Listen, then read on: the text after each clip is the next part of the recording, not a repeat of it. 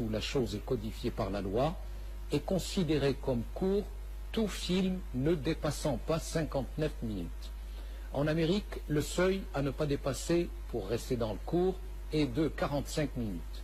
Cependant, tous les films dont la durée dépasse 30 minutes sont appelés des moyens métrages.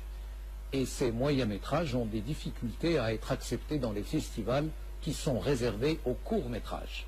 Un court-métrage est un film d'une durée plus courte que la durée classique des films commerciaux.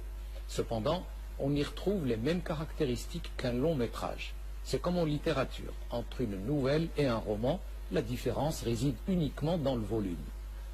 Peu, pour ne pas dire pas du tout, répandu dans le circuit de distribution classique, le court-métrage profite tout de même d'un grand intérêt dans les festivals.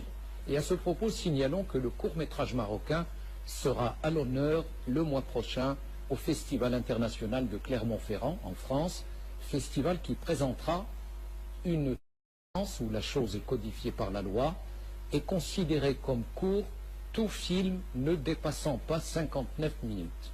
En Amérique, le seuil à ne pas dépasser pour rester dans le court est de 45 minutes.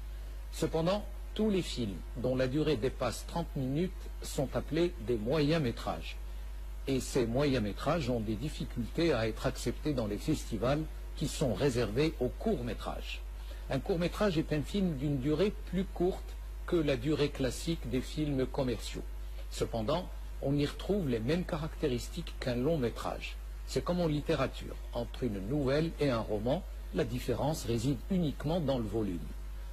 Peu, pour ne pas dire pas du tout, répandu dans le circuit de distribution classique, le court-métrage profite tout de même d'un grand intérêt dans les festivals.